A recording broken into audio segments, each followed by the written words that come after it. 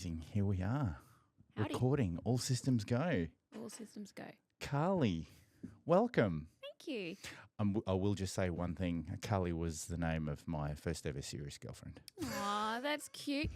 Andrew was the name of my first serious boyfriend. Oh, shit. I'm not even joking. That's Is the universe trying to tell us so something? weird. Well, there you go. We've got great names. Yeah. Yeah.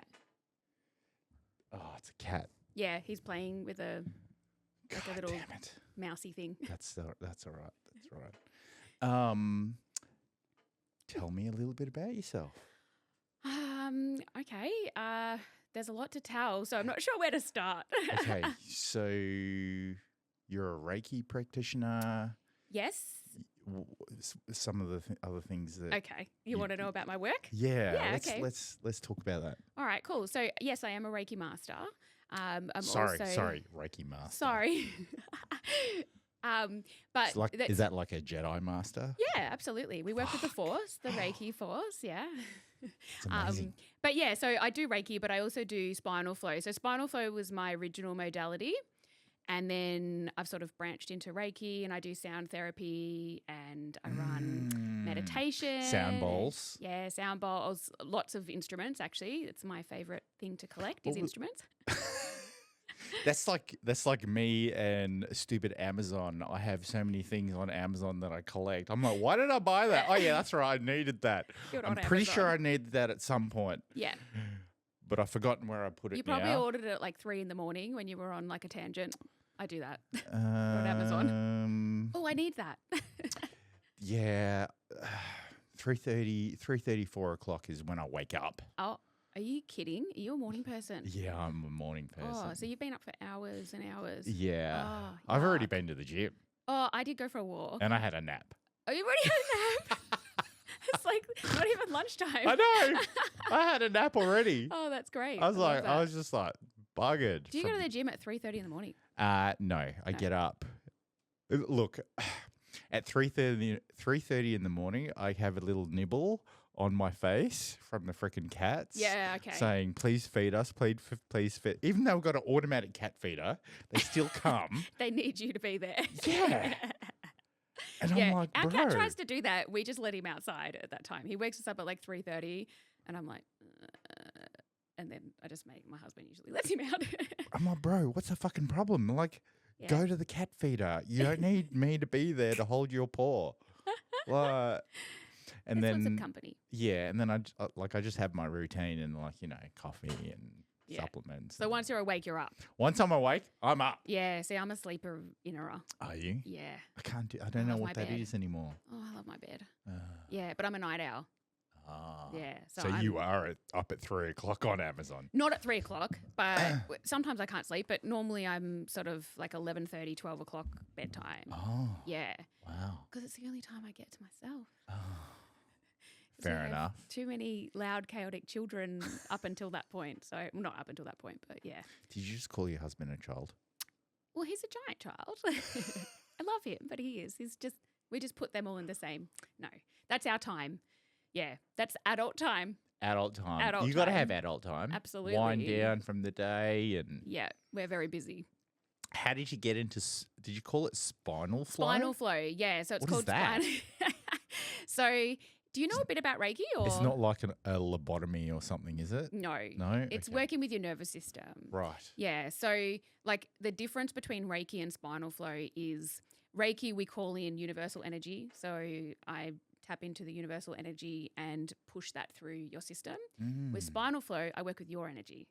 So, it's quite different, but in the same, it's still regulating your nervous system and clearing out blockages and healing whatever needs to be healed in your system. How Yeah. long have you been doing that for? About 5 years.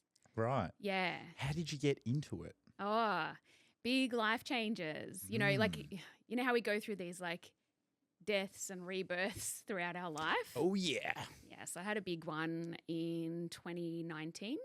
Was it someone close? No, well, yeah, it was my ex-partner, and no, he didn't pass away. We had a very, very tumultuous ending. It was actually a tumultuous relationship, the entire relationship. So he's the father of my 3 boys. Oh, you've got 3 boys. Well, we've got 4 boys and 1 girl in our house. But yes, I've got 3 boys that are mine biologically. Yeah. Yeah. Yeah. So So you went through that kind of like ending. it was a huge ending. And did that start this like so I exploration into me? you and healing? Yeah. So I kind of found myself through my own healing journey, and that kind of inspired me to continue down that path and then be able to help other people. I love that. Yeah. Yeah. So like it was meant to be like I was saying before, like we learn from our experiences, we learn from our relationships as challenging as they might be. Yeah, I'm very grateful for all of the experiences. Everything is a as lesson. horrendous as it was. Amazing lessons, and brought me where I am today. So yeah. So what did you, through your own healing, what did you learn about yourself?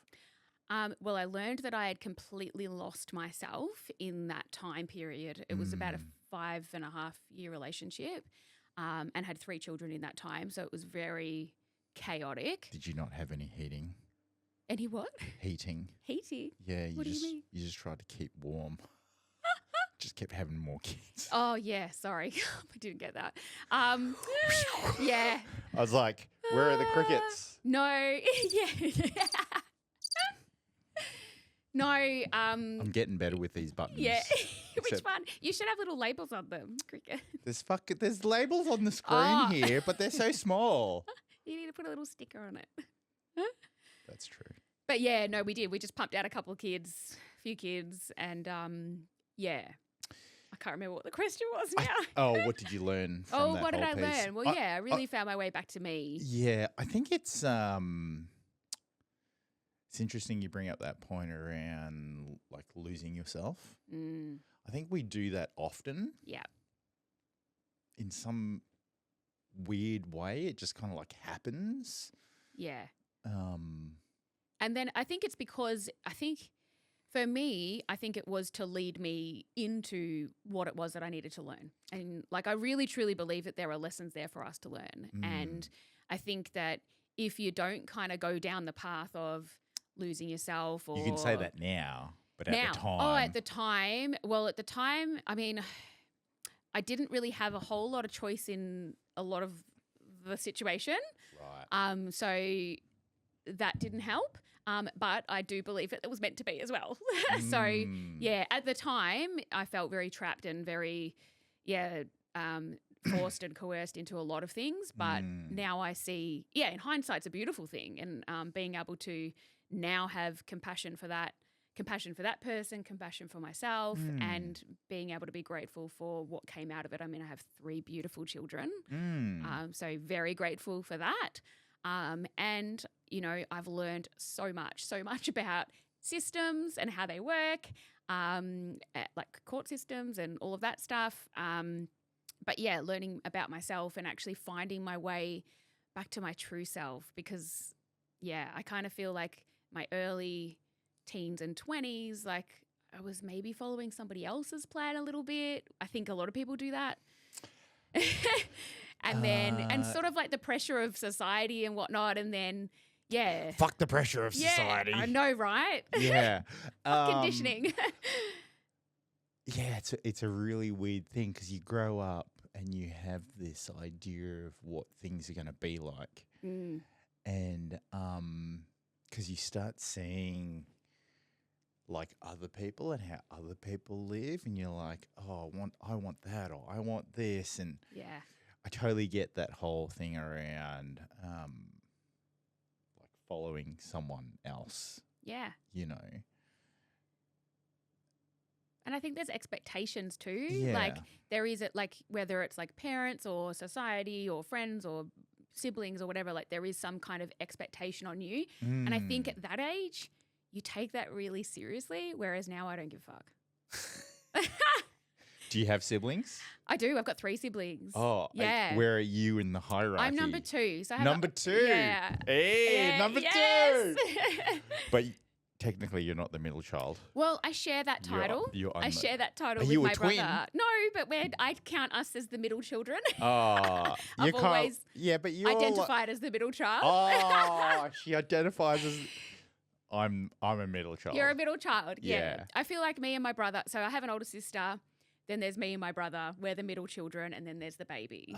Yeah. Who's another brother? So two boys, two girls. Two boys, two girls. Right. Yeah. Well, 2 girls, 2 boys, I should say. Yeah. Yeah. So was there always an expectation that you would be like your older sister? It's funny you should ask that. It's funny. My mum actually said something the other day, and she's like, "Oh, there was never that expectation." And Bullshit, I Mum. said maybe not in her mind, but I think I don't know where it came from, but definitely in my mind, 100%. Yeah. And me and my sister are She polar got opposites. She got all the glory. She is like super career driven, really successful. What does she do? She is in business. She's a bit of a jack of all trades. She was in marketing for a long time, and now she's doing like automation of businesses, services and stuff. Like, Gotcha. yeah, I'm not really sure. Yeah. It's all about automation these days. Yeah. So she's helping people's businesses run better. Yeah. She's into AI and all that. Fuck that shit. You need to just know, do the right? Reiki thing. Yeah, I'm just so different. Spinal flow. We're just really different. And I love her to pieces, but we're really different. And I think that's, like that realization of I'm never going to be that. Yep. I'm never going to be her or Yep. her or her or her. Like, I've just got to be me. Yeah. And yeah, I had to get to this age and go through all of that to kind of get there. But yeah, I'm really just going for it now. It's me. Growing up, I was always in the shadows of my sister because she's academic. Yes, same as mine. She's a real academic. She like outperformed all the time. Yeah. And oh, I can relate to that. yeah, and like I don't know. I do know. There was some stuff that happened in our family that caused my dad to be a particular way, and he didn't deal with his trauma and all of this, and unfortunately the boys copped it.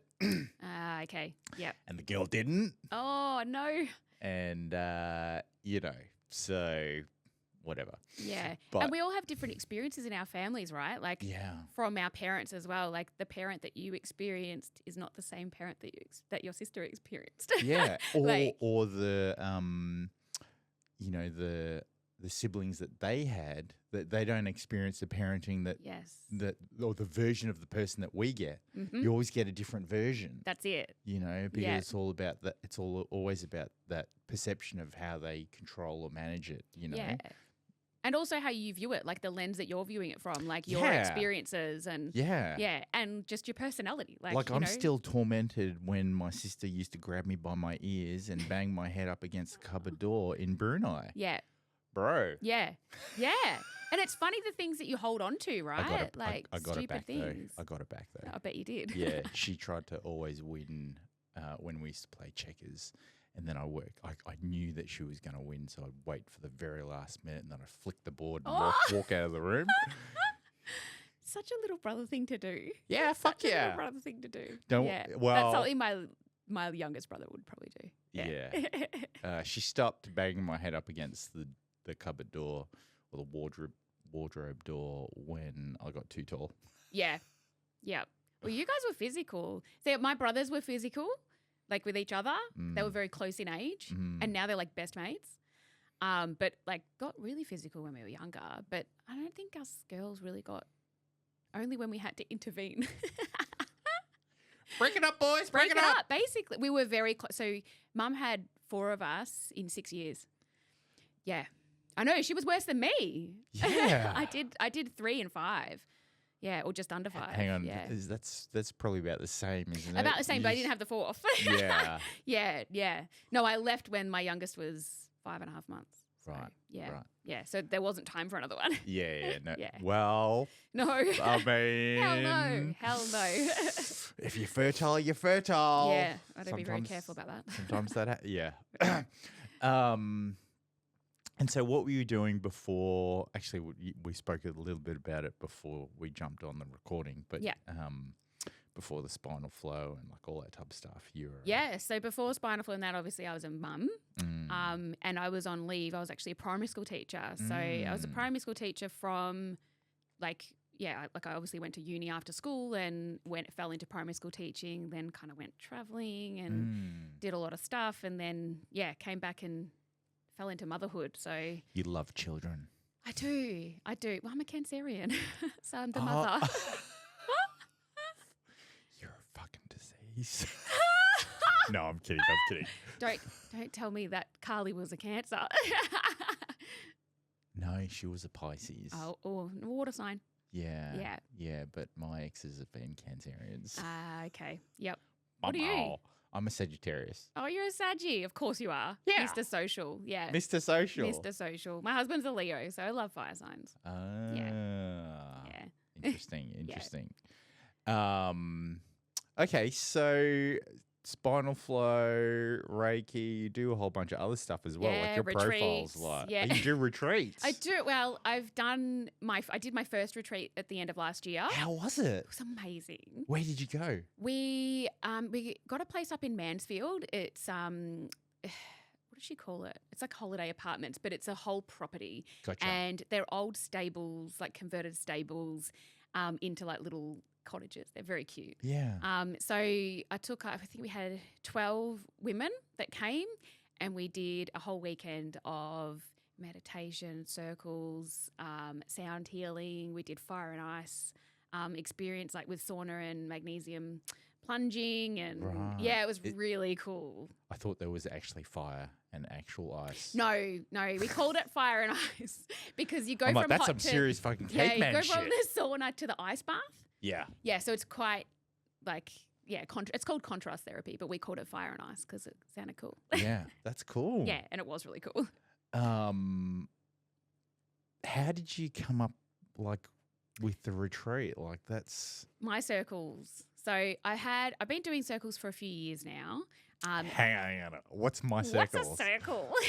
Other than that fucking round thing. Yeah. Okay. So women's circles. So I have a lot of majority of my clients are women. I do see men. I don't not see men, but just more women are obviously called to this kind of work. Yeah, they're more attuned to. Yeah, and I think we attract people as well that have had similar experiences. Men don't want to heal themselves. Some do. No, they just I want to love it when I drink. get men. I love it when men come in and they're like, they're just owning it, and they're like, I need to heal this because it's like ruining my life. And they're like the most fun people to work with because I'm like, oh, you actually want to change. Like, instead of like quarter pointed change or anything like that. But yeah, I do. I don't get many, but when I do, I'm like rubbing my hands together like, yes, it's going to be fun.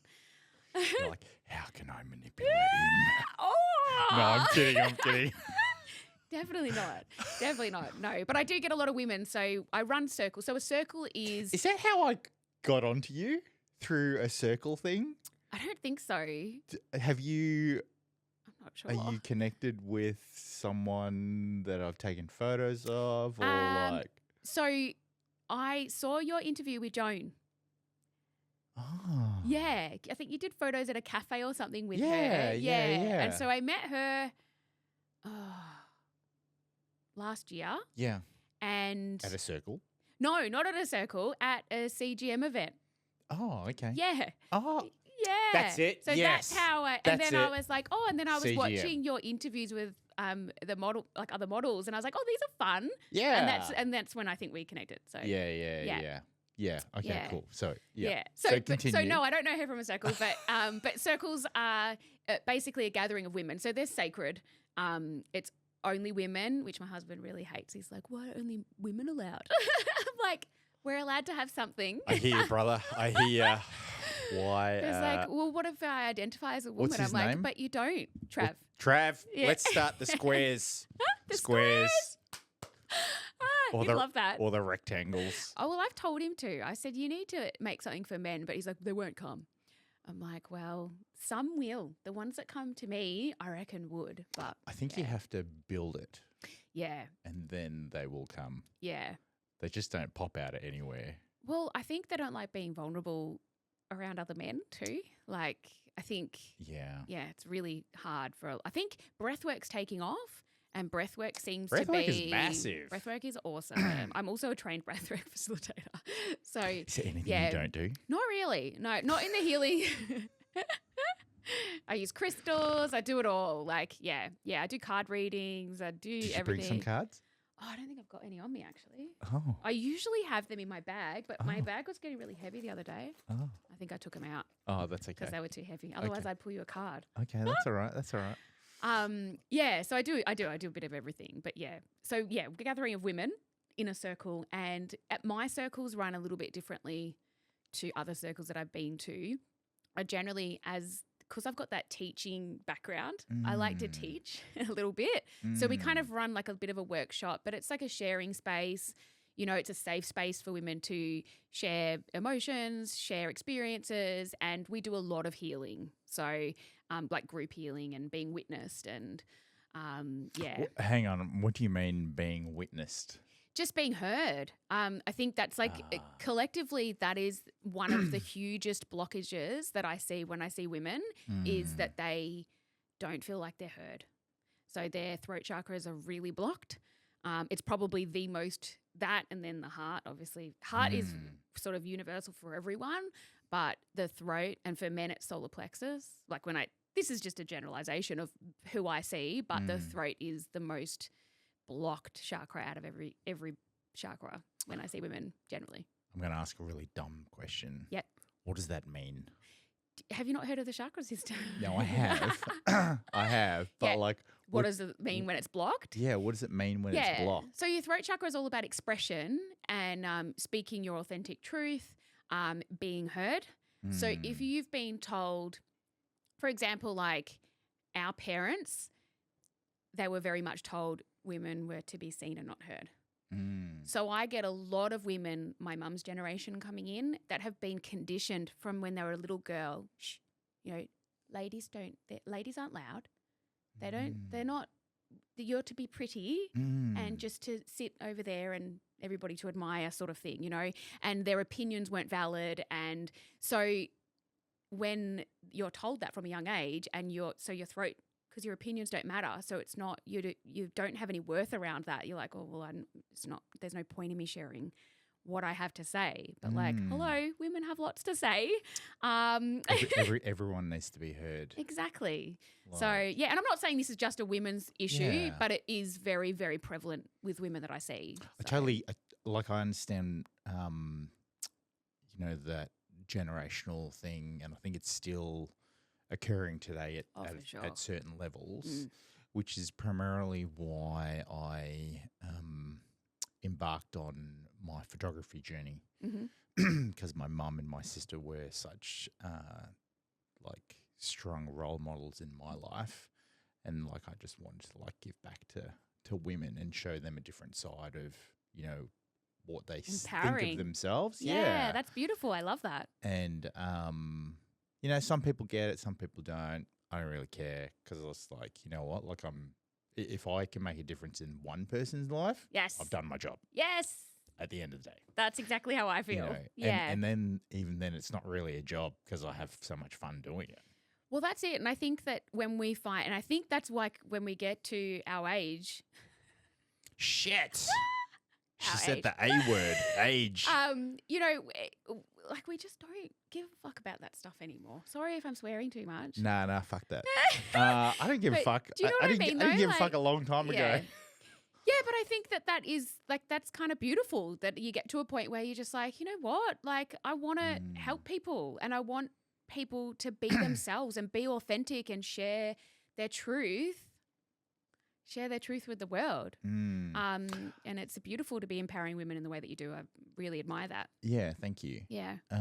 Sometimes, look, I totally get why people put restrictions on themselves, because they have this idea of got to do this, got to do that, and then there's just so much pressure. Yeah.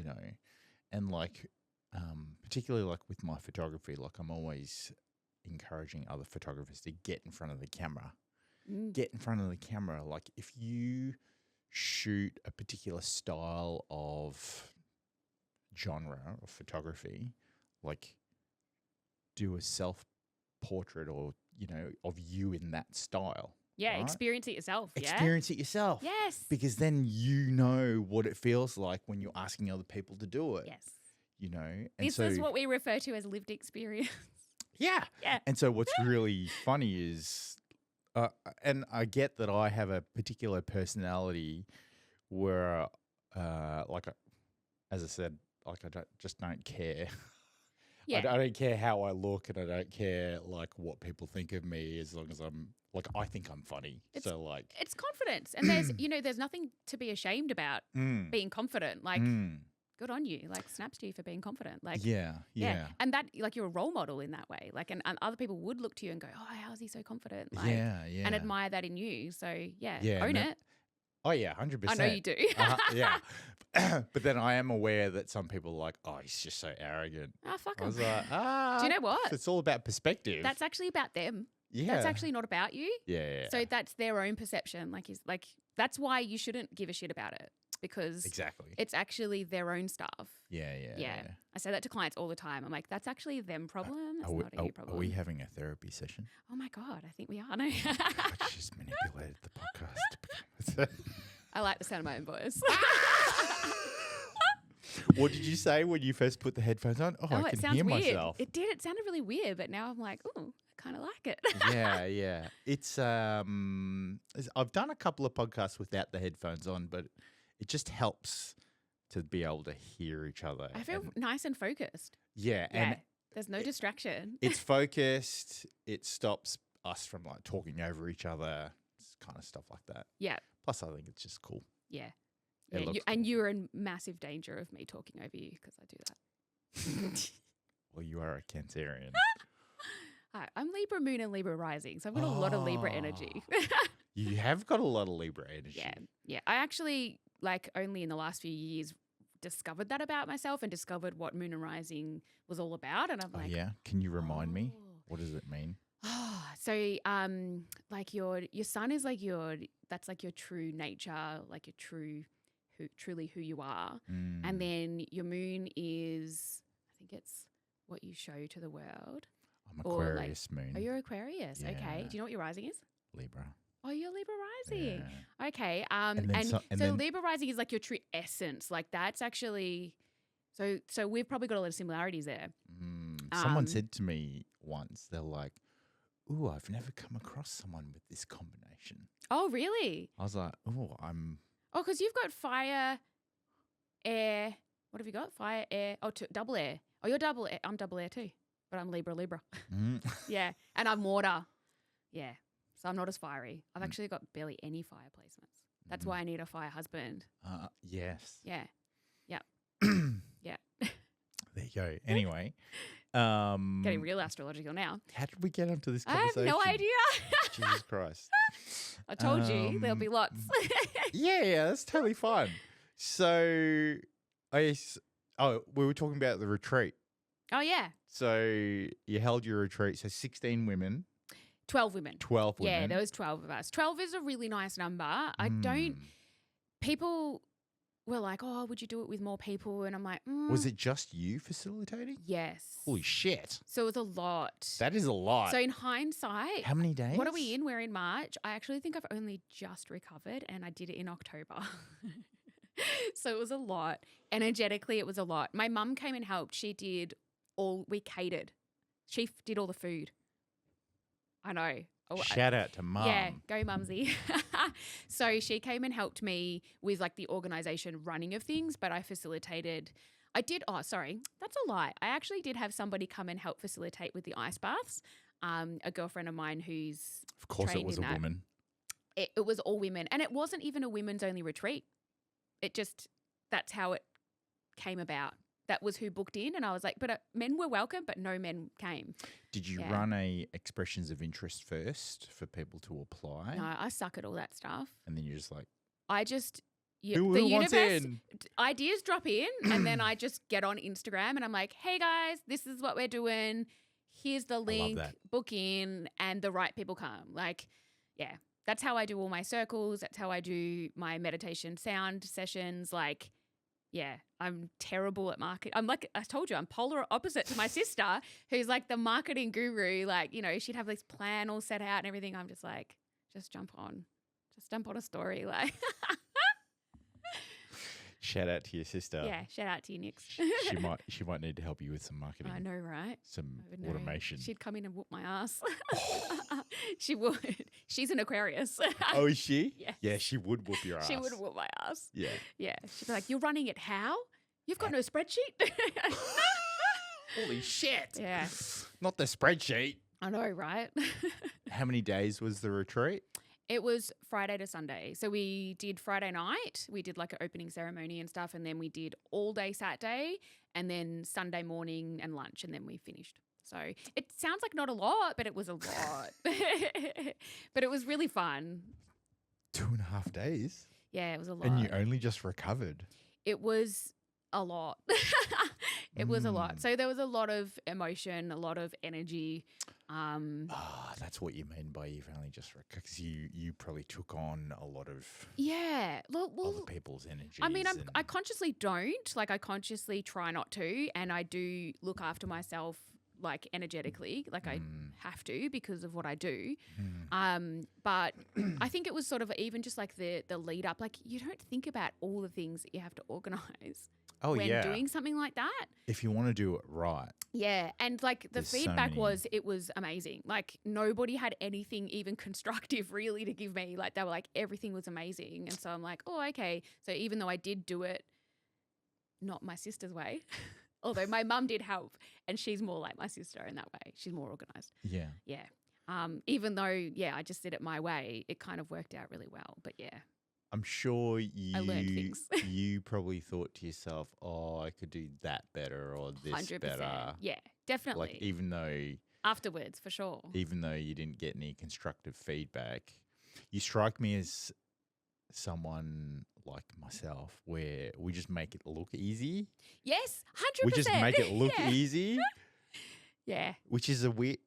Is that a... But like internally, it wasn't easy. Yeah. And I think that's why it took me so long to recover because everyone's like, internally it's you just like got up there and like did your thing. And that is easy. Like the getting up and doing my thing and holding space and facilitating is so easy to me. Not easy, but like that is, it's what I'm passionate about. You know, it's like probably you behind the camera. Like you just fucking go with it. Like, but all the other stuff, the internal stuff of like, it takes it out of you. Yeah. So everyone's like, when's the next one? And I'm like, like there will be one. There will be one, I promise. But I've just like, I've got to like process and integrate that one, which I think I have. And now the next one, you know, it's like a pregnancy. You've got to, oh my God, you've got to grow it and then birth it, you know, when it's ready. It's not ready yet. Yeah, because it's like an idea, right? And you've got to like percolate the idea. It's got to mature and then it's got to have all the right things in place. And then, you know. Yeah. And like, I feel like I'm one of those people that are like, oh, now I've got to do something. It's got to be different and it's got to be better. And, you know, why? Well, not better, but like, I don't know why. How would you make it better? How would I make it better? As you ponder that question, I'll talk about my photography and some of my photographer mates were always like, don't you get bored with like doing your photography at your house? And I'm like, no, because I know every like centimeter space of this house, time of day, where the sun is going to be, what the shadow's going to look like, like how high I need to be on the furniture, like all that type of stuff. I know it like the back of my hand. Yeah. So you don't have to go out there and find all that. You've already got it under control. Yeah. However, what it also does is because I know all of this, it allows me to, and I know not very many people would be able to do this, but I'm absolutely great going into a space that I don't know because I can do it. Yeah. I have that confidence. I'm like, you know what? Yeah, I know this is going to work. Yes. Or I know that's going to work, or don't do this, do that, or like, where's the light coming, you know, like all that type of stuff. Yeah. And it's weird because, and I tell I tell everybody this, but like our eyes play tricks on us because we can't see all of the light spectrum. Yeah. And so I don't see half of the light spectrum. So I'm colorblind. Yes. are you? Yes, and it's super rare. So I totally get you. Yet I can color coordinate an outfit, no worries. And people are like, how are you colorblind? I'm like, just see it differently to you, but it still looks good. So you've always been colorblind? Yeah, you're born that way. All my children are colorblind too because they have to be, so because they're males. So they have to be. yeah, biologically, like if you do your year 12 biology, which I didn't, but it did get explained to me by somebody in the field that that any male child born to a female that is colorblind will have that there's no chance that they won't be colorblind. Yeah. So my kids didn't have a hope. If I had a female child, she would have a chance, but I don't have one, so and I'm not planning on having any more. Right. So yeah. You've color coordinated yourself really well. Yeah, I always do. I wouldn't have picked it. Yeah, no one picks it. And like as a primary school teacher, I had preppies correcting me on the colors of papers. Like I'd be holding up a paper like, here's the pink one. They're like, that's purple. I'd be like, oh, well, you know what I mean. This one. At least you can laugh about it as well. Oh, yeah, I have to. My whole family will make fun of me. I mean, there are a couple other colorblind people in my family. My dad's very colorblind. Yeah, right. But no one believes me. The optometrist that I went to, probably 15, 20 years ago, and he actually tested me because I said to him jokingly, well, I'm colorblind. He goes, no, you're not. And I said, no, I am. And he's like, I don't believe you. And I said, I promise you, I am as colorblind as they come. He goes, would you mind if I tested you? I've never, ever come across a female that's colorblind. That's how rare it is. And I was like, sure, you can test me. He tested me. And at the end, he's like, not only are you colorblind, you're basically the most colorblind that you could possibly be. I'm like, black and white. Thanks. I'm going to own that. Well, no, you don't see in black and white, but you just don't see things the same. So I've put those colorblind glasses on before, and I'm like, oh, is this how people see color? Hang on. So it's not just black and white. So what are you? No, like I see color.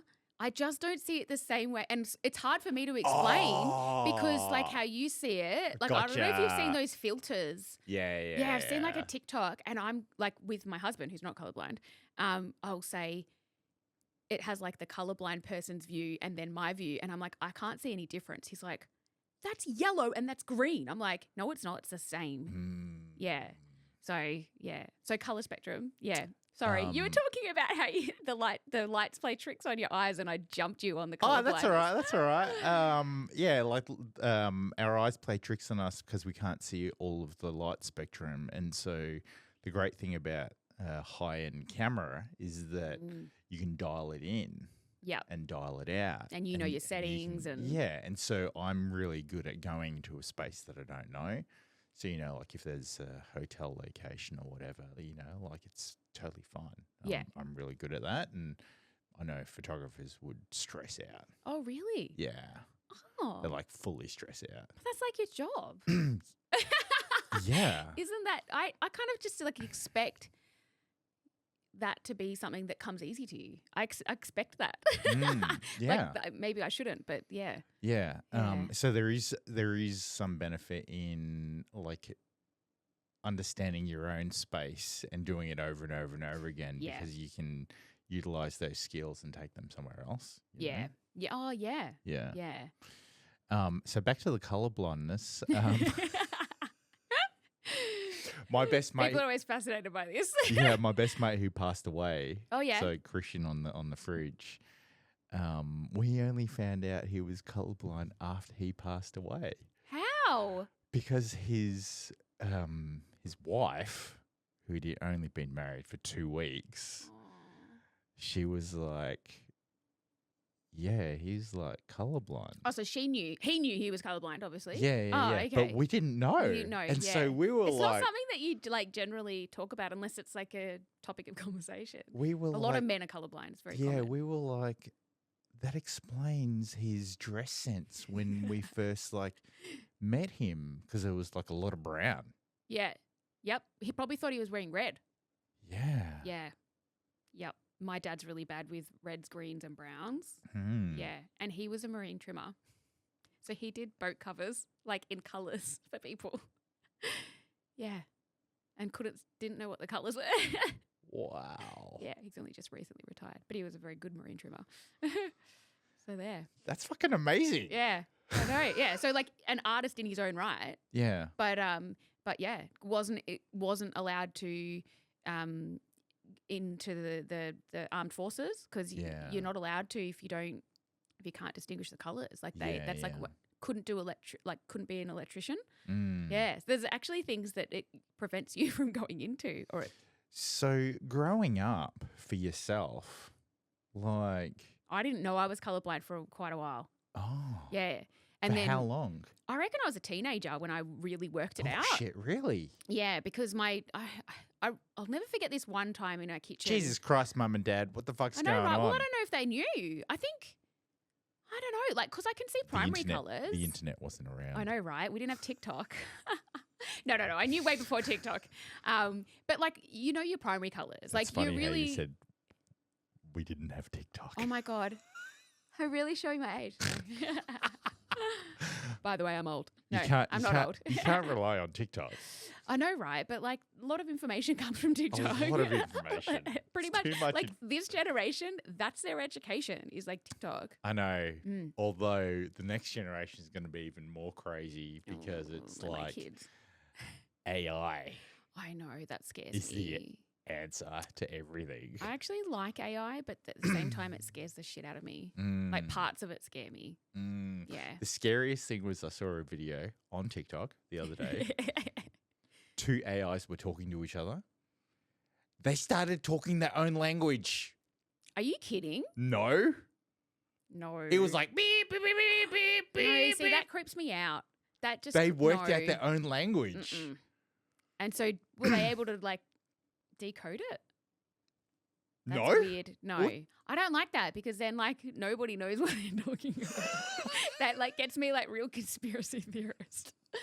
The AI, the robots are going to take over the world. It's fucking Terminator. Yeah, that's scary. Or that, what was that movie with Will Smith? Was it iRobot? Yeah, iRobot. Yeah, where they like turned on him. Yeah, Elon got sued for copying iRobot. Oh, did he? Yeah, the cars, the fucking robots that he's created. Did he really get sued? Yeah, like the there you go. movie production company were like, you fucking copied our movie. Yeah, but he actually invented them. Yeah, I know. You can't sue somebody for actually. It's like, what is it that on Back to the Future they wanted the hoverboards? Oh yeah. Like if somebody actually invents them, they can't sue. Back to the Future people can't sue them. Surely. I mean, they could try. They could try. They could go back to the future. Yeah. That was a good movie. That was a bad joke. Yeah, and it's funny. With Elon, so he was on Joe Rogan recently. Oh, was he? Yeah. I haven't seen it. And he, because he's looking after Doge, the Department of Efficiency. Yep. You know, da da da. And he was like, he goes, yeah, you know, like I'm just going in there and da da da. It's like cleaning up all the bureaucracy. You know, it's not like rocket science. And then he goes, and I know rocket science. I'd know. So I can make that joke. Yeah. Oh, I like that. He's a bit of a weird cat though, isn't he? He's a fucking weird cat. Yeah, he's a weird cat. But, of course, like... That's funny. I'm glad it's him. Yeah. And nobody else. Yeah. You know? Yeah. So you didn't know you were colorblind till your teens? No. Nah. And I think probably it became that, like I was saying, I remember this time when I had this jacket that was one of my favorite jackets and it was stripy. It's like a tracksuit jacket. I was probably maybe 12, 13 and I wore it all the time and I thought it was cream and grey stripes, right? Like a cream colour and like a dark grey. Was it? It was aqua. Oh. And my mum tried to, quite she nice. said, oh, you know, your aqua jacket. And I was like, what aqua jacket are you talking about? And then like I brought it out. I'm like, Mum, that's cream. She's like, Carly, that's green. I'm like, what? And then it really dawned on me, and I was, and like, I didn't believe her. I was like, you've got rocks in your head, and asked everybody, and they were all like, yes, Carly, it's green, you idiot. Like, and I'm like, I do not see green at all.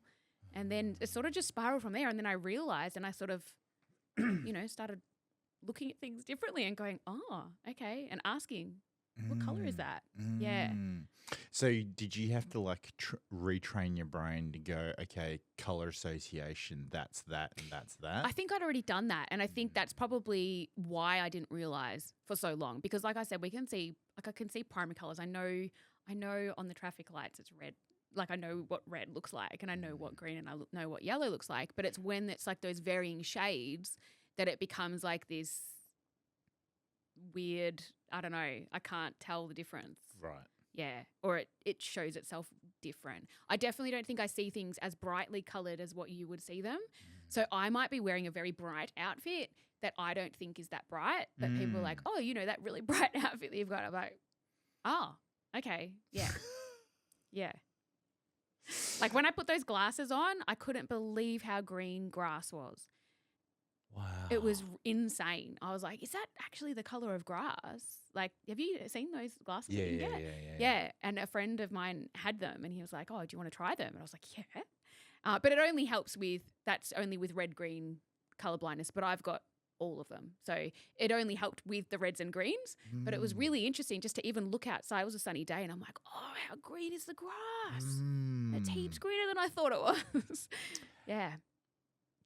Do you feel like that kind of impacted like you growing up in how you saw the world at all? I don't know. I don't think so. Because like I said, I think I must have just... You just pulled a face then. Do you know who your doppelganger is? Oh, who? I love it when people give you a doppelganger. Courtney Cox. Courtney Cox. Yeah. Oh, I love Courtney Cox. Oh, Travis will like that. He's a big Friends fan. Yeah, you just pulled a Courtney Cox face. Oh, did I? Then. Yeah. I'll take that. Yeah. I'll take that.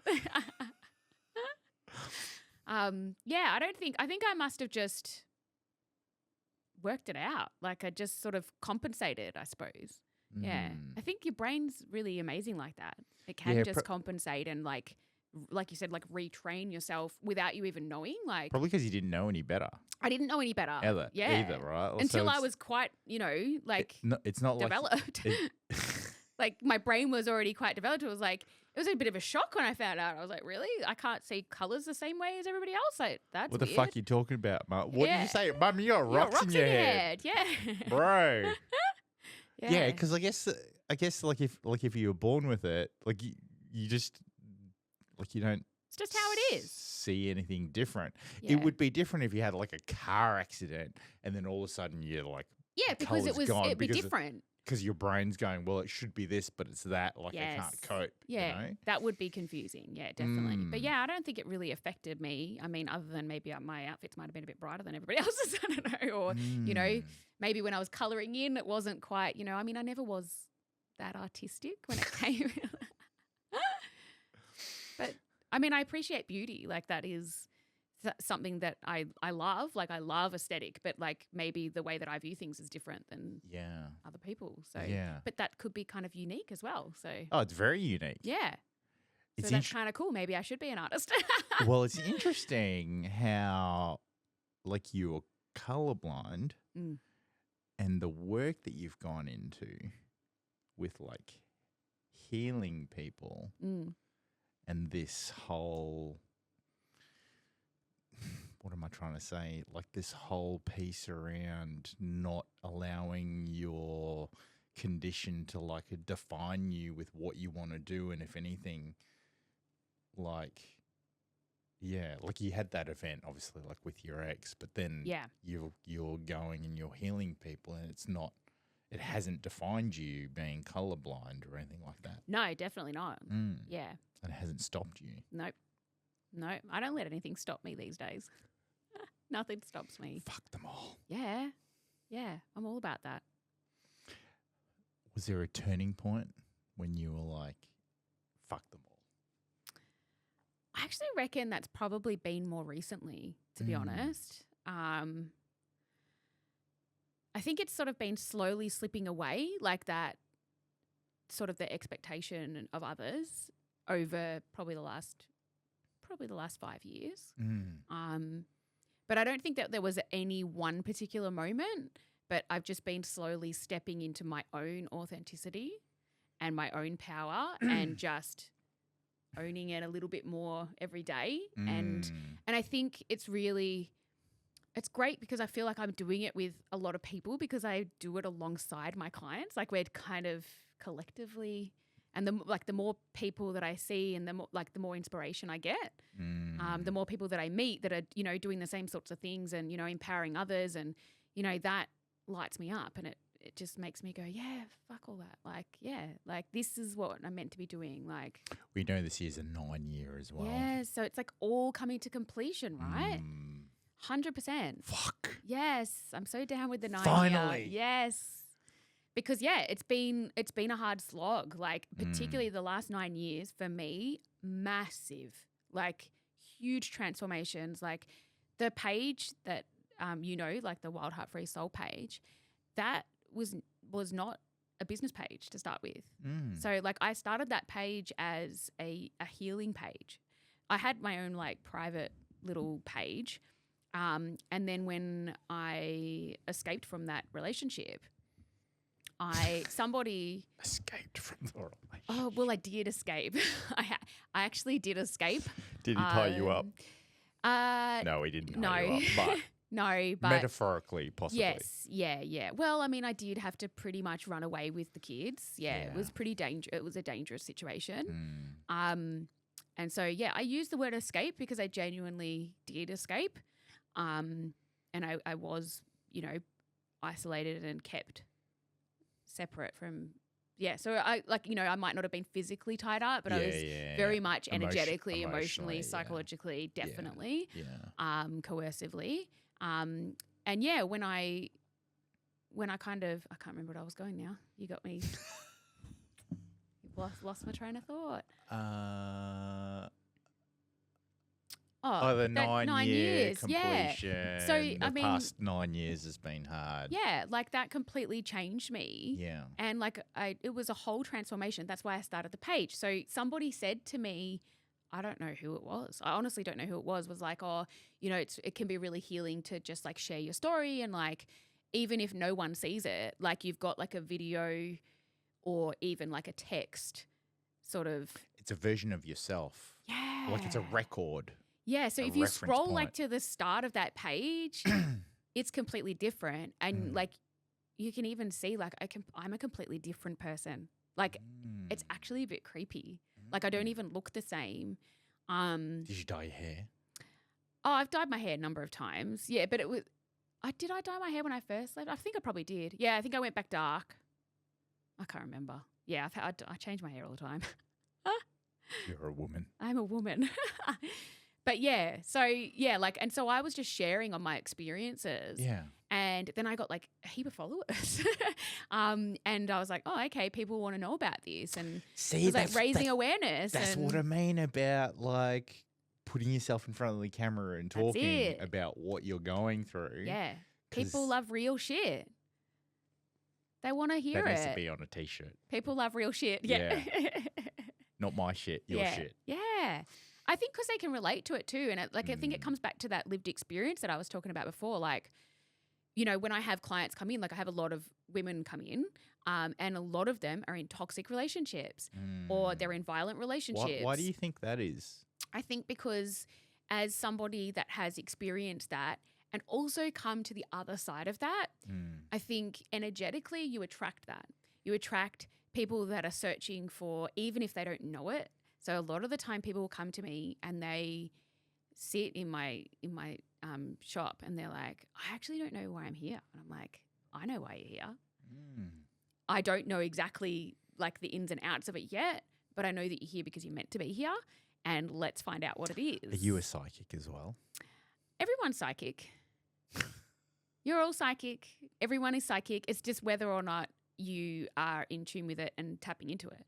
We can all tap into consciousness. Like we all have the ability to do that. And you with a Libra rising could do it too if you haven't been. But you probably do. The thing is like when you're a creative, like you're tapping into consciousness. When every idea that you get, like, I hate to say it, it's not yours. What do you mean it's not mine? Well, like, you're tapping into creative genius. Like, you're tapping into consciousness. She just called me a genius. I got the fucking button right. You did. It wasn't the crickets. But we all have a creative genius, and we all tap into that, and all that is us using our psychic abilities to be able to tap into consciousness, and we all do it. We're just not aware of it, or some people are aware of it, but some people are aware of it more than others. 100%, yeah. Like when I'm writing a retreat, for instance, like when I was writing the retreat, like I didn't create that. I mean, I did create it in essence, but like everything that I wrote just came to you. It just comes to you, you know? It's just like the ideas for a shot would come to you. And you're like, where the fuck did that come from?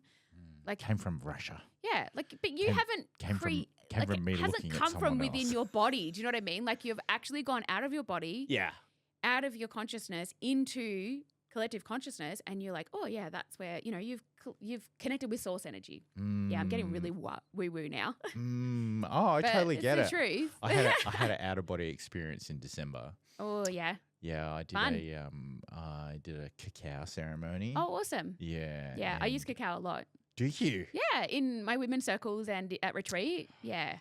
Yeah, that's so beautiful. Trav, we need this square, buddy. You can have cacao in the squares. Yeah. I should do it just in everybody's circle. But yeah, I just don't get the men coming. They come to see me one-on-one. I think it's a safer space there. Oh, yeah. Probably because of the pressure. I think so. I think that that's slowly changing within society, but it's that society's expectation of men too, like, you know. Yeah. I think there are men breathwork groups. Yes, there is. Yeah. They're really starting to really gain traction now, which is great. Yeah, because like men need healing a lot. I think we all need healing. We do, but women are more likely to go and seek it, and men are less likely to go and seek it out.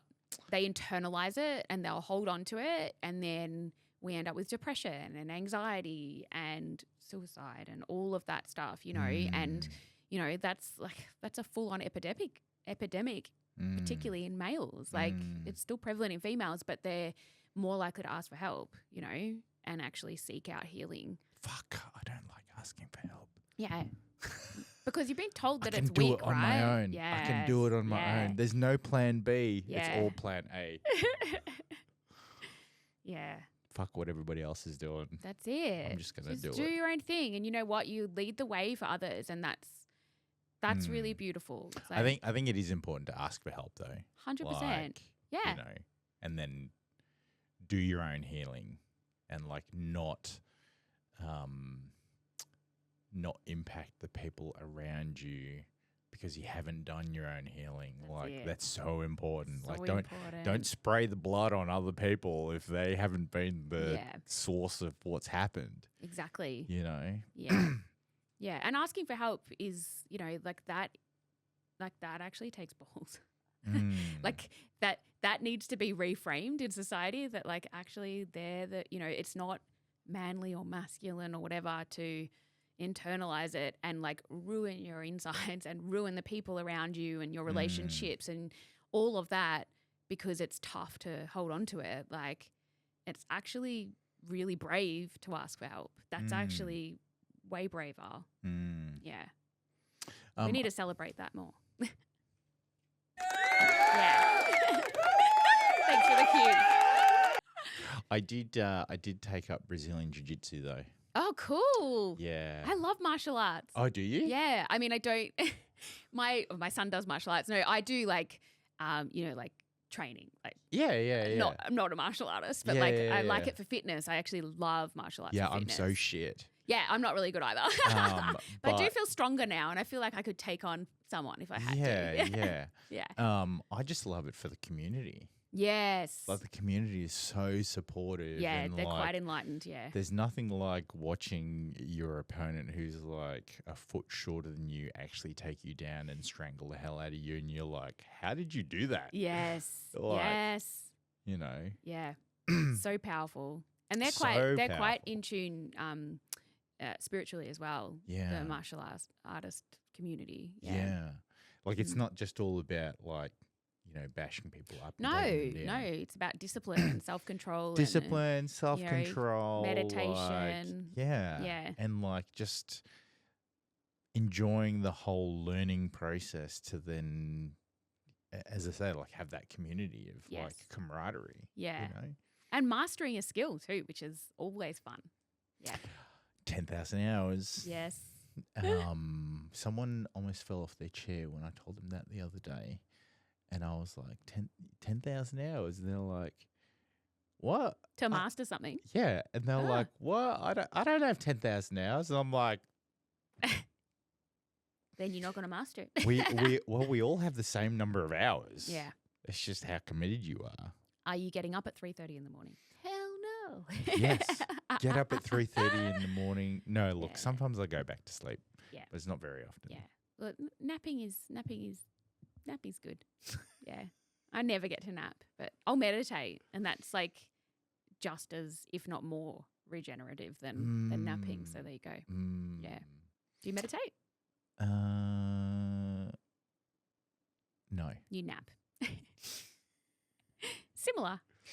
It's similar. Yeah. Some people do it on my table. They just have a little nap on the table. Oh, really? Yeah.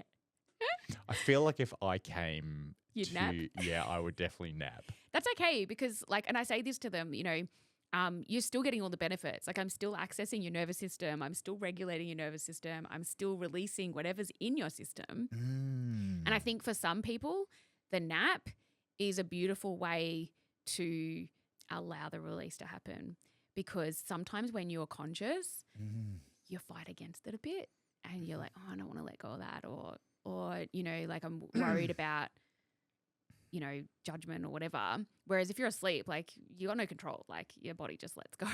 I actually want to come and do a flow state. Yeah, you should.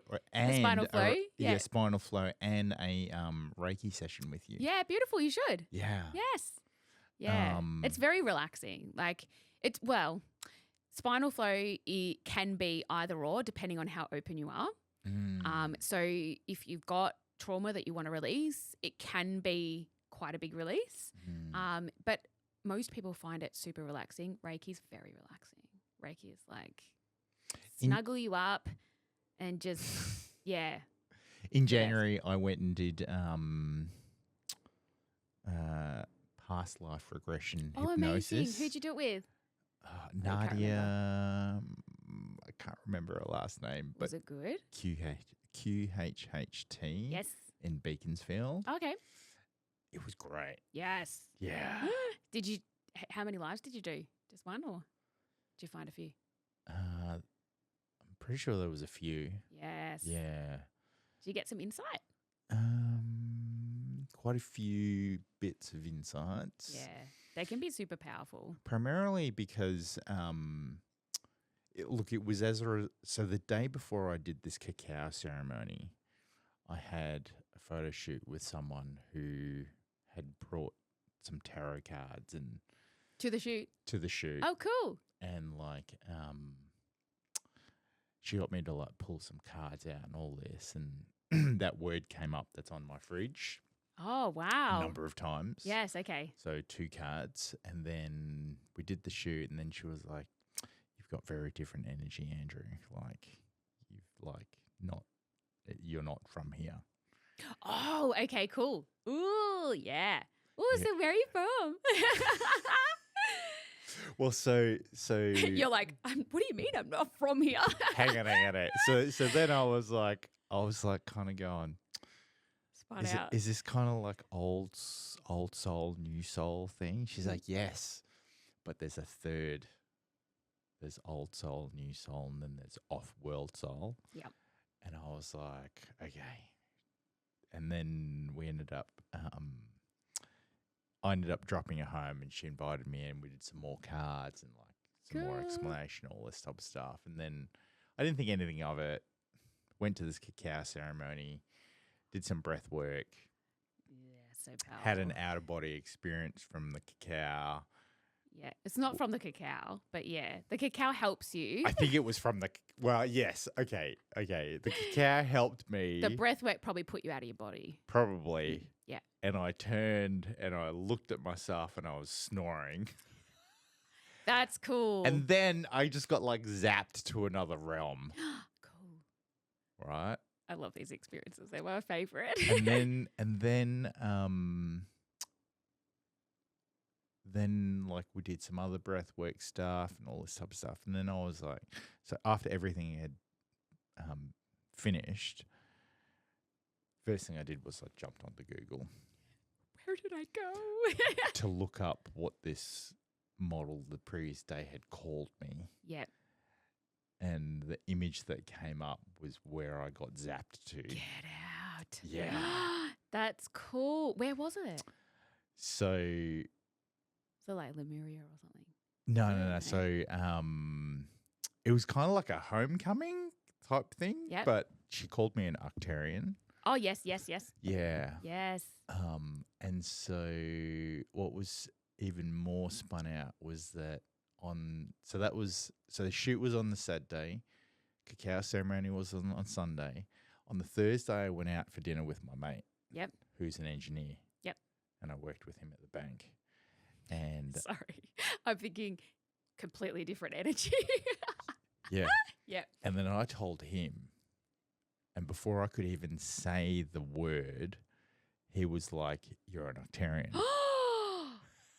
Get out. And I'm like, what the fuck? He's like, is he too? yeah. Yes. Okay. Yeah. Because you find each other, right? Like, yeah. Yes. Yeah. So this came up in your past life too? Yeah. Yeah. That's cool. Yeah. So have you been right down the rabbit hole? Or a little bit? Yeah, a little bit. A little bit. Yeah. Yeah. It's a bit like overwhelming, like can be. At first, it's a little bit overwhelming, but then it's kind of, for me, the experience that I'm having is that it just explains a lot of things. Yeah. I was just going to say, did it bring a lot of clarity for you? Yeah. Yeah. Which is sometimes you just need like a confirmation. Like, oh, that's why. Oh, yeah. Okay. That makes sense. Yeah. Yeah. I find cards are like that. Whenever I do cards for people, like I do when you come for a session, I do a card every time, just one card. And it's more often than not, it's like a huge confirmation of what we've literally just talked about or something that's just been happening with you like this week or whatever. And as soon as I pull it, like they're like, oh my God, like so much clarity. Like, oh, thank you, universe, for the confirmation. It's weird. It's not weird. It's just interesting. That's a better way of putting it. It's interesting. It is interesting.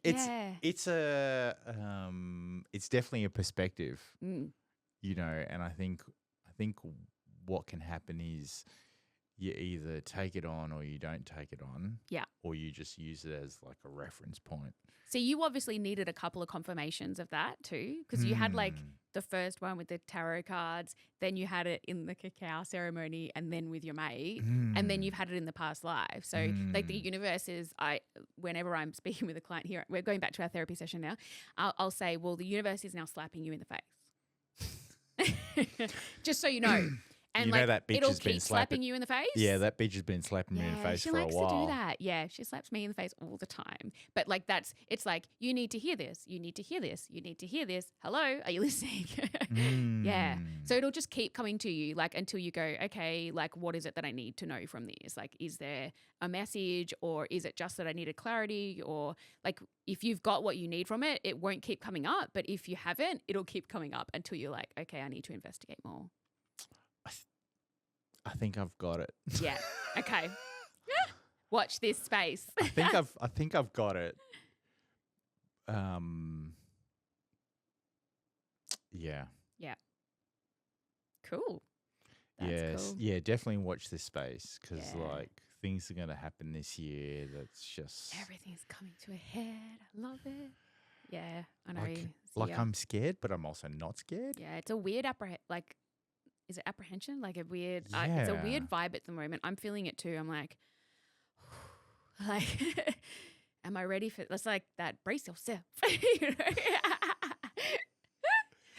Yeah. really have to brace yourself. Brace yourself, because like I feel like it's all going to happen this year. It really is, and it's like it's March already, so it's going to happen soon. I know. How did that happen? I know. I mean, January was an absolute write-off for me. Like, just energetically, astrologically, the energy of January, like that can go fuck right off. But now I feel like we're really stepping into the year, which is nice. So when is your next retreat? What are you planning for the rest of the year? Well, as you know, I've like started doing a little bit of modeling. Yes. So that's kind of like a bit of a new venture for me. And you totally should do modeling. You have amazing eyes. Oh, thank you. Yeah, and you've got really great energy. Yeah, so I don't know. It's something that I've always, since I was a little girl, but see, conditioning in society has, and probably I think even just expectations, like we've talked about, has, you've got to be good at school and you got to do this and you got to do that and you got to get a good job, and the teaching was a solid like safety job, and so that's kind of where I went. And now I'm like, actually I want to do something that really lights me up, and like I love my healing, and that is never going anywhere. But like I've kind of started this little creative stuff on the side at the moment, and just seeing where it takes me. So that's kind of, I think I'm in this like space of, where to next? Like, I don't know. Yeah. So yeah, I'm kind of like dabbling a little bit there and experimenting and just sort of curious. But yeah, I will be doing like my usual things. Like I'll be running circles, and I've got to either amp up that space or really take off creatively. I don't know. I'm like, because I've do both. Yeah, I think I'm doing both at the minute, and I'm Libra, so it's possible to do both. Yes, it is possible to do both. Yeah, like I had to let the teaching go. I think in order for that to come in, because that never was even on the cards until late last year after the teaching dropped away, and I was like, it's just a different type of teaching, because now you'll be teaching in your circles. Well, I was already doing that, but yes, that's the reason I did teaching. Like I know that now, like hindsight, looking at it, like why did I ever do teaching? Not that I didn't like being a teacher, because I did, but it didn't light me up like my work now lights me up, or like getting in front of a camera lights me up, like that stuff lights me up. But I'm like, why did I do teaching? But now I know why, because I need to have that foundation of I can sit in front of a group of people, not be intimidated by a group of people all looking at me for instruction, advice or whatever, and feeling confident in that space. And I go into like a full like channel when I'm in the flow, like, and I'm not even it's sort of an out of body experience when I do it. It's muscle memory. Yeah. You're just like, yeah, I don't even know what comes out of my mouth sometimes. Like, I'm just like, where did that come from? Like, I'm channeling. Like, It's a lot of swearing. Yeah, whoops. Who am I channeling now? Somebody very rude. But yeah, so I think it will become, like it was a balancing last year with teaching and healing. But I've been wanting to let go of the teaching for a long time. So now that that's gone away, it's kind of opened up this space for, maybe I could do something a bit creative. So yeah, that's where modeling, TV work. So acting was my passion. So really, Courtney Cox, get ready for the competition. So that was my fun on the side of my academics. So I actually majored in performing arts at uni. What the fuck? I know. I told you I've lived a life. Like, yeah, so even though I was doing my teaching degree, very sensible, doing my teaching degree, but my major was performing arts. Right. Yeah, so yeah, music, dance and drama, but drama is my thing. Like I was drama captain at school. You sound like my sister. She was fucking in performing arts as well, drama. I loved it. And I haven't done it for years. And that's why I think when we first made contact, I'm kind of like finding my way back to that space. Yeah. And like, I don't feel like an imposter, because I'm like, it's just something that I've always liked. Like it's not, even though I'm like a beginner. A novice. You're a novice again. I'm a novice again, but I love that because I love learning. And I've done a few photo shoots and like that's been like so much fun. Like I did my first one just towards the end of last year, and like at the end of it, the photographer was amazing. This was at CGM? No, this was at the photo studio. Oh. Yeah, and he was just so much fun. And I was like, oh, I mean, I love photographers. I clearly love photographers because I've really resonated. Like, I don't know, you guys are a breed of people that I don't think I've known a photographer before, but like we vibed straight away. And I was actually, he was a Saji. How funny. Must be a Saji job. There must be a lot. Possibly. Yeah. The good ones anyway. Anyway, I just said to him at the end, I was like, people get paid to do this? He was like, yeah. He's like, oh, you killed it. I was like, huh, okay. Anyway, so I walked out and, and then went about my life, and then it sort of just, kept popping up. So, yeah, then I ended up with CGM, and I had a couple of agency castings. So we'll see. Let's see. You've definitely got a look. I've got a look. Yeah. A Courtney Cox look. No, I'm not going to typecast you and just put you in the Courtney Cox look. Yeah. I'm versatile. Yeah. Yeah. Yeah. Yeah. Well, that's so exciting. So watch this space. I can't wait to see you on TV. Yeah. Well, I don't know about that yet, but yeah, we'll see. I don't know. I feel like I've lost my confidence as a performer because it's been so long. But I did a campaign a couple of weeks ago now where I had to do a bit of acting on screen, like just very basic. Can you give us an exclusive on what the campaign was? I don't know if I can. Oh, okay. Don't say. I'm not sure if I can. Because I don't edit shit out of this. It's for a supplement. It's for a supplement. Okay. That's all right. But anyway, it'll be coming out in a couple of months. Yeah. And yeah, I had to do a bit of acting, and I was like, oh, this is fun, and I really enjoyed it. But like, it was in a very small setting with just a couple of people. Yeah, and it was like, Yeah, you'll start small. Yeah. Yeah. Start small. Yeah. Yeah. Yeah. That's so cool. Yeah. So. Yeah. What I love is that with the things that you've told me, you've deliberately not allowed it to stop you from trying new things and taking the initiative to try new things, regardless of what you've been through, regardless of, like how old you are or like your family situation or whatever. Like, you just make it work. Yeah. I think you've got to, otherwise you don't keep growing, right? Like, oh my God, the magic G word. Yeah. You've got to grow. Exactly. Yeah. That's life. You've got to grow and evolve. And I think if you're not trying new things or following your gut, like you got to follow your gut.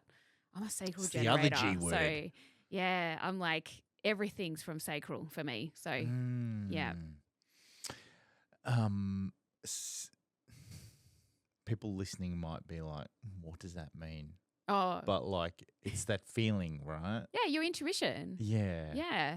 Sometimes your brain can overrule and like, then you make the wrong decisions. Yes. And then you have to like backtrack. But like, no, nothing's ever a wrong decision. I don't believe that. I don't believe we make wrong decisions. Like, in the moment, it might feel like, I feel like if you've made that decision, it might not have been the right path for you, but you've made that decision because you've had to learn a lesson and then put you back on your path. Like, I don't feel like there's never a wrong way. Like, so it was always predetermined. No, I just feel like if that's the decision that you've made, then that's because you need to go and experience this for that reason. I don't feel like if you hadn't have made that decision, then you might have made a different decision that would have brought you the lesson in a different form.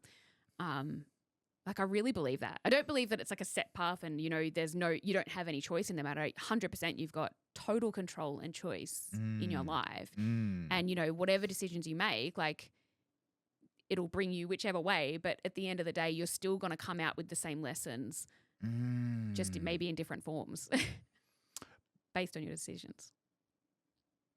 Does that make sense? Yeah, it does make sense. I agree, but I also think it's up to the individual as well to then be able to receive those lessons. Oh, for sure. Because sometimes, they're like clouded by ego or clouded by like other kind of like society pressures or like expectations, like all this sub stuff. Yeah. And I totally get that. it's sometimes hard for people to go, no, I can't do that 100%. because of X or because of Y or because of. And if you don't take the lesson out of something, like if you have an experience and you don't see the lesson in it, you'll probably create a similar experience that has the same lesson again and again and again until you see the experience. Repeatability. Yeah. Right? You just stay on that wheel. And like we're all guilty of it. We have all done it like throughout our lives until we go, oh, you know, it's like that slap in the face from the universe.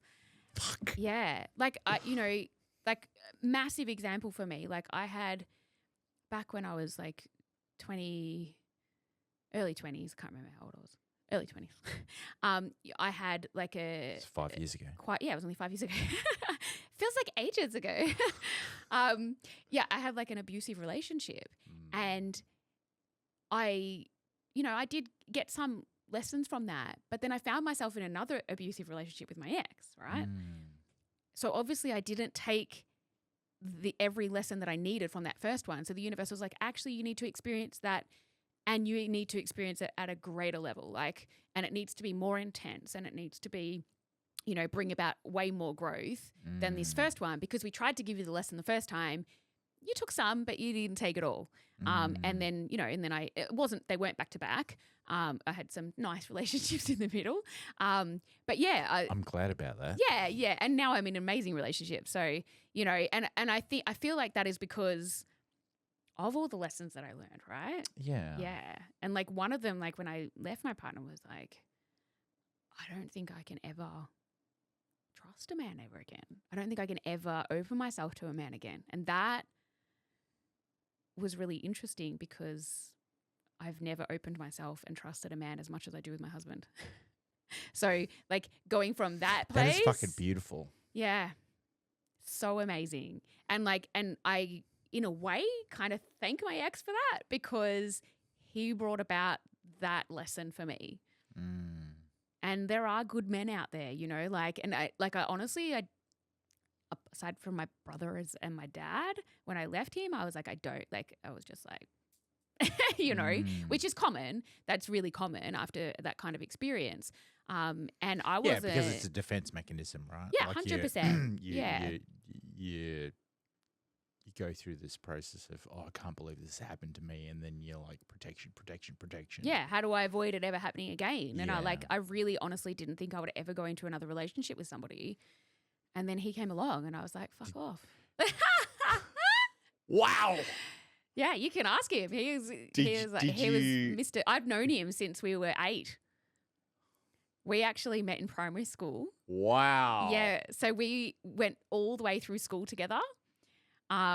Primary school and high school. Nothing happened? Nah, we weren't really in the same friendship group. We were kind of like friendly, but not same year or different year? Same year. Same year. Yeah, even in sometimes the same grade. Oh. Yeah. So we went all the way through from grade 3 to year 12 and had nothing to do with him after high school. That's really unique, I think. Really unique. Everyone loves this story. Yeah. So then we found you our way. Fucking make me sick. He's like, his joke is he played the long game. He's like, that's not a joke. That's a strategy. He's like, I played the really long game, like the 28 years long. Yeah. So so he found his way back to me, and and I didn't want to borrow him. I was like, no, we can be mates, and that's it. He would probably say she found her way back to me. Yeah. Actually, no, he wouldn't. He's not that cocky.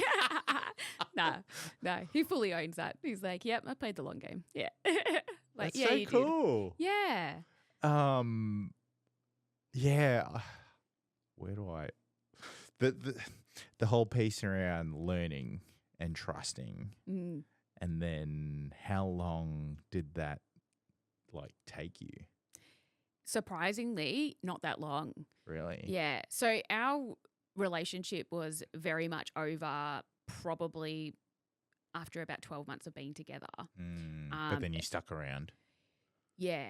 So we had a baby so I was pregnant within 3 months of us being together. Fuck. Yeah. Do you not know about contraception? Jesus Christ. Yeah. So it was very much a love bombing situation. It was sort of everything that you want to hear and all of that stuff.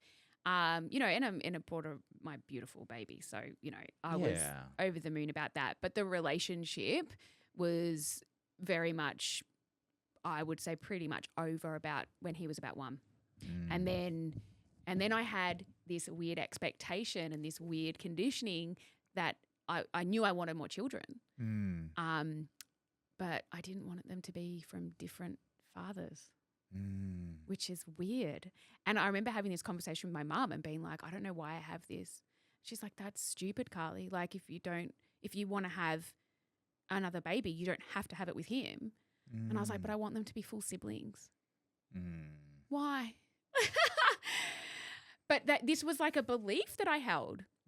So so I kind of stuck around and had my second, and then that went very, very bad from then. And then my third sort of came along.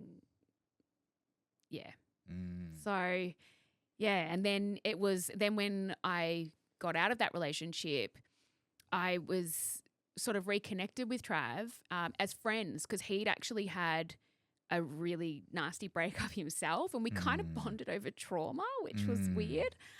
So we were kind of like, he knew. You know that's a thing, right? Trauma bonding. Oh, trauma bonding. This wasn't trauma bonding though. This was like bonding over trauma. I wasn't trauma bonded. I was trauma bonded to my ex for some stage. You ask him, he's playing the long game. Yeah. I'm trauma bonding it now. So we kind of we were friends. Yeah. And it didn't even cross my mind. Like honestly, I was that like closed off from anything. Yeah. He wasn't. I didn't know that he wasn't, but apparently he wasn't. He wasn't closed off. No. To you. No. So it was only a matter of months. Strategy. Yeah. So he was just like, he was friend zoned. Wow. He was friend zoned. And then he broke free from the friend zone. He did, yeah. Because, like, as I said, like we really bonded and got very close and deep over trauma. I was experiencing a lot of trauma through the court system and all of that. So he was like my rock through everything. So he just became my stability, my security, and I realized that men could be safe and could be, so I was able to open up. And like I in hindsight, I don't know that I would have been able to do that to somebody that I didn't know. Like I knew, like as I said, I've known him since he was 8, not well, but knew who he was. And but he knew everything that I'd been through and everything. So he was really good. But yeah. And so you married him. I did. How long you been married for? 2 years. Oh, it'll be 2 years in April. Wow. Yeah. Yes. So, we took a few years to get engaged, but that's all right. Yeah, a couple of years, and then, decided we'd make it official. So we did. Wow. Yeah. Oh, yeah. I wasn't married to my ex. So it was my first marriage. Yeah, right. Yeah. Right. Yeah. And now we have 5 kids together. So, yeah. And having the Brady fun. Bunch. And having fun. Yeah, we're nearly the Brady Bunch. We just got way too boy heavy. Yeah. Yeah. Needed some more girls in there. But you got a dog and a cat. True. So 1 girl and 1 boy. Yeah. Yeah. So we're still boy heavy. Really boy heavy. Yeah. No more kids. Hell no. Don't have any more kids. I think we entertained it for about 5 minutes. Entertained the idea of it for about 5 minutes. Because it would have been lovely to have that experience with a stable, secure, loving person. Yeah. Because there's nothing quite like being a parent and like bringing a life into the world. But I think we got our hands full with 5. So yeah, I'm definitely done. And like, I'm enjoying having my body back and, because my body didn't belong to me for so long. No. You know? Yeah. So well, nice I mean, just you were being supporting dependence. Yeah. I was breastfeeding for like 6 years. It was like insane. So yeah, like back to back, pregnant breastfeeding. So it was a lot. That is a lot. Yeah, my body's been through a lot. I'm very grateful for my body. Yeah. Yeah. Well, now it's on the next chapter of modeling and using your body to do other things. Yeah, which I never thought would be. Yeah. Why? I'm still obviously have like confidence there that needs to be, moved. But like self-confidence, I suppose. But yeah, like body issues, like that's been probably something like many girls, I think, have struggled with their entire life. Yeah, it's prevalent like everywhere. Yeah, it's so bad.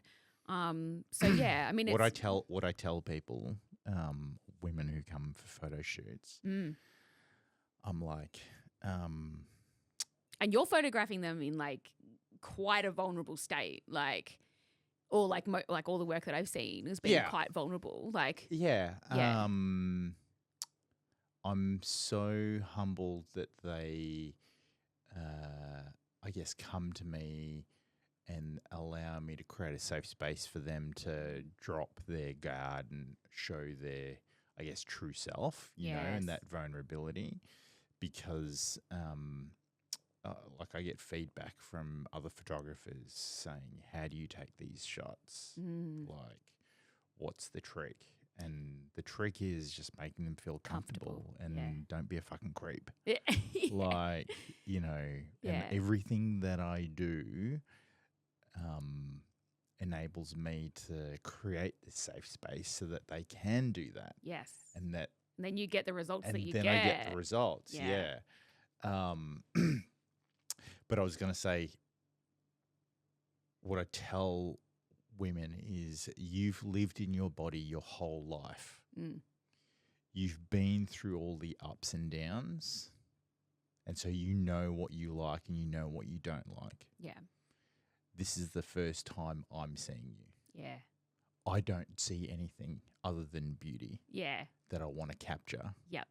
And so does most of the world, right? Yeah. Like, and so does but most it's like of the this world. internalized idea of this isn't good Correct. enough or this isn't good enough. Or, Correct. Yeah. I did a shoot with a friend actually, and one of the questions I ask is like, what's your favorite body part? You know, like, what do you like about yourself? And she told me, but then she alluded to the fact that she didn't like her hips. Yeah.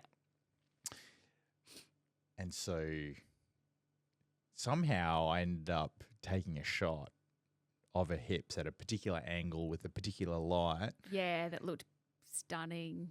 And that was the favorite shot of the whole shoot. And it changed her. And it changed her. Yes. And I'm like, that's your magic. This is why I do what I do. Yes. I love that. Yep. Like changing people's perspectives on this is what how they see themselves. Yes. Yeah. Yeah. I love that quote of like, if you could see yourself the way that others see you, like you'd be able to see so much more beauty. Like, and But then I also get that it is a little bit of a juggling act between feeding the ego and being humble with, you know, where you've come and like all that type of stuff. So, you know, I think if women just, it's a little bit like social media, right? Yeah. You can get so wrapped up in social media that it takes over your life. Oh yeah. And you're like on little screens like 24/7, right? Just scroll holing. You know, going down that rabbit hole of like looking at cat memes and like all this type of stuff, right? Which is what happens to me. Yeah, I know. We're all guilty of it. I know. They're just so weird. Like, anyway. You share some good ones, I'm not going to lie. I saw one this morning. This person had created like a little, I swear to God, it was like a garbage bag on this cat's head. And it like, you know, cut out for its eyes. It looked like it had little pigtails. It was like walking around. I don't understand how people can get their cats to agree to this. Like my cats would never. I don't know. Yeah. He would just like attack me. Yeah.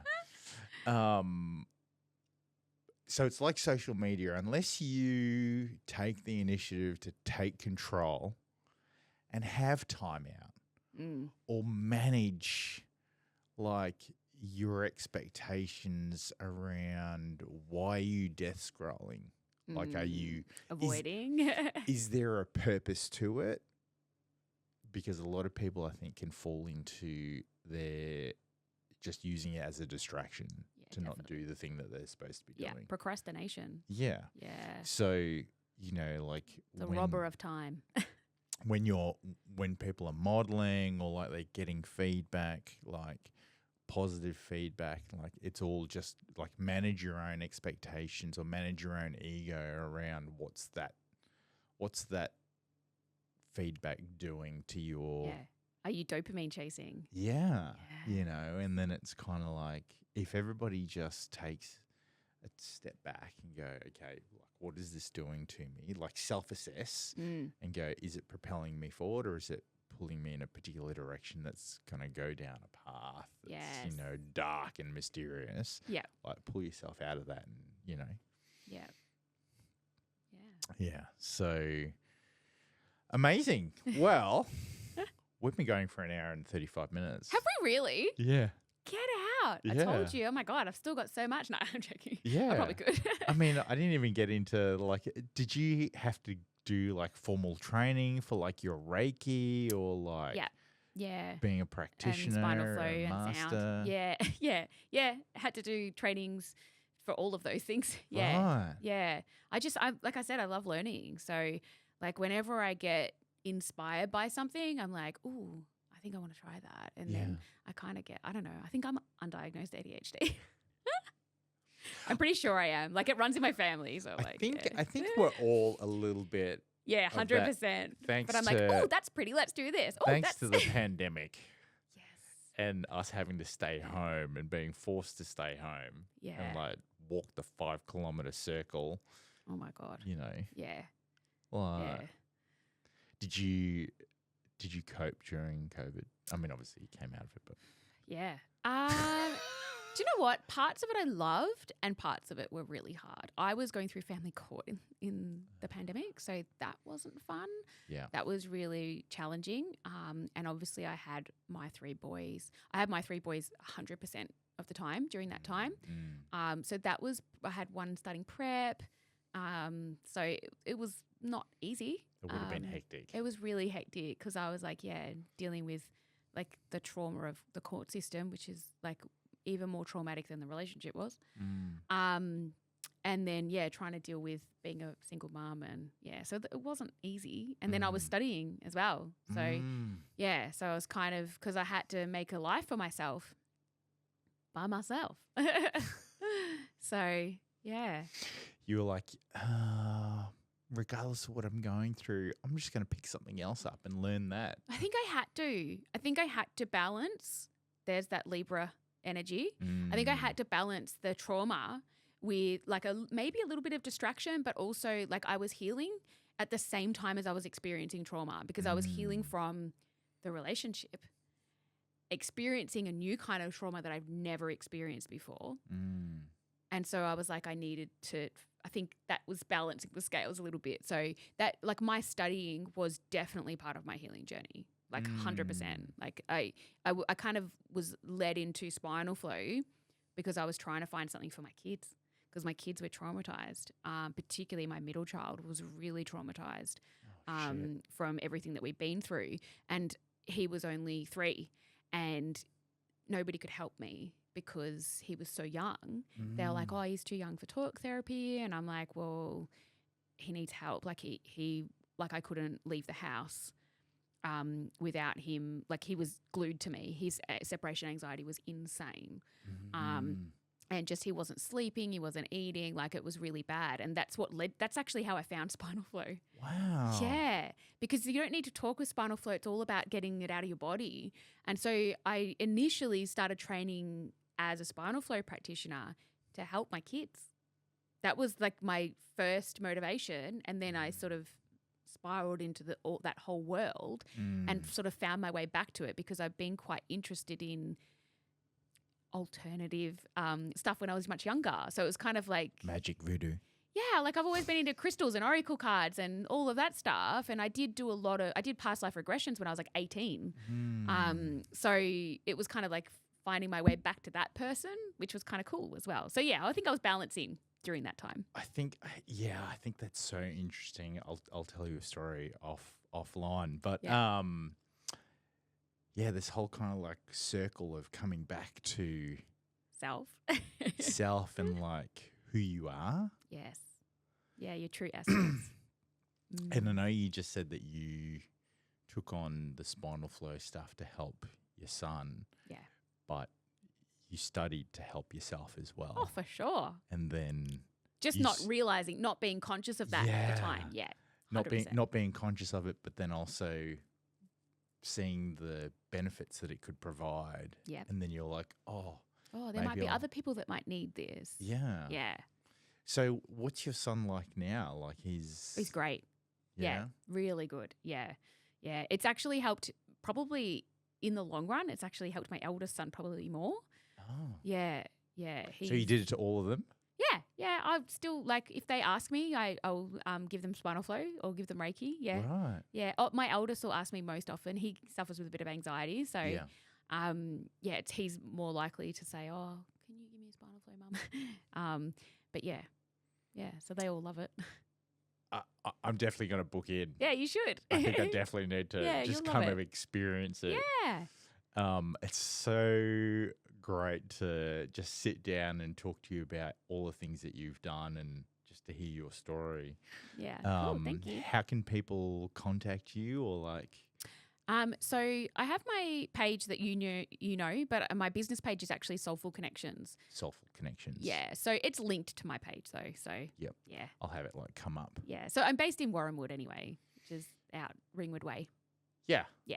Didn't take you long to get here. About 45 minutes or something. 45? Yeah, not far. Yeah. Okay. Yeah. You're not traveling 2.5 hours or anything. It's all right. I need to go see my mate who lives in South Warrandyte. Oh, you got to go right past me. Yeah. Yeah. Literally right past me to go. Yeah. Yeah. Yeah. Amazing. Let me just take a quick selfie.